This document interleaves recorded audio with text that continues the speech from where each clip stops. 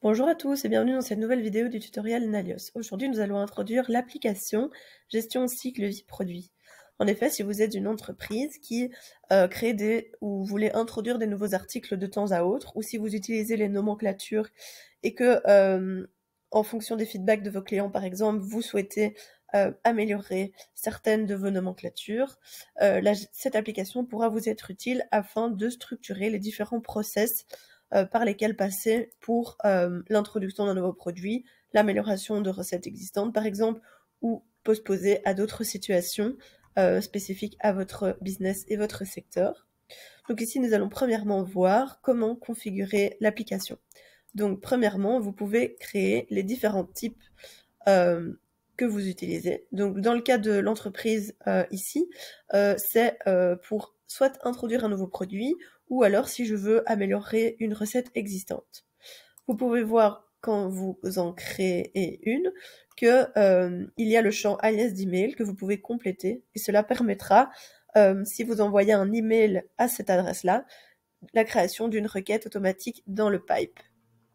Ensuite, vous pouvez créer les différentes étapes qu'il pourrait y avoir en fonction de chaque type. Dans notre cas ici, vous avez 4 étapes qui sont similaires et une qui est spécifique à le type amélioration de recettes existantes.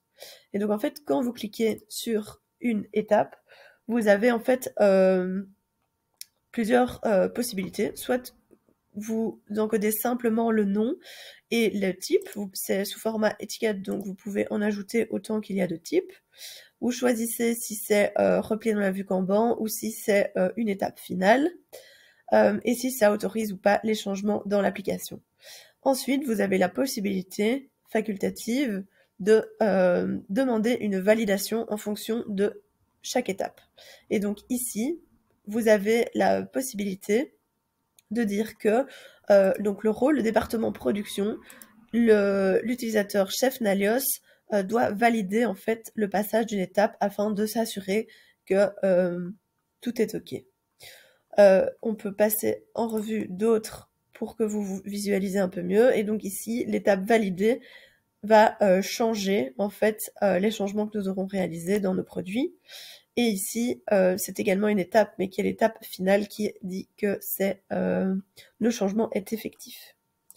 Si on va maintenant dans la vue d'ensemble, après avoir fait toutes nos configurations, on aura nos deux types de modification ou d'introduction des produits. Si je vais ici et que je crée une nouvelle requête, par exemple, je souhaite modifier ma recette de mon cheeseburger parce que j'ai des clients qui se sont plaints qu'il manquait des crudités. Donc ici, je choisis mon article et je peux noter comme quoi feedback client, manque de crudités.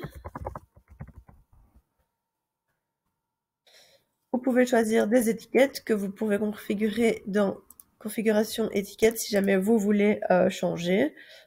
Si jamais vous le souhaitez. Et donc ici, ça concerne la recette. Comme ça, vous pourrez sortir du reporting si c'est nécessaire. Et on peut commencer la révision. Alors ici, si je suis un utilisateur qui n'est pas le responsable, je peux du coup passer à travers les étapes. Donc je réalise mes modifications et quand j'arrive à l'étape test échantillon, si je suis le responsable, que je vais dans mon étape, je vois ici que je peux approuver ou refuser de passer à l'étape suivante. Et donc ici, on peut voir que je n'ai pas encore remis de feedback. Si mes tests sont concluants et que je valide la nouvelle recette, je peux approuver. Et alors, quand la personne qui se chargera de réaliser la suite pourra voir que ici, ça a été bien validé et elle peut passer à l'étape suivante et choisir d'ensuite appliquer ou pas les modifications. Mais ça, cela fera partie d'une autre vidéo. À bientôt!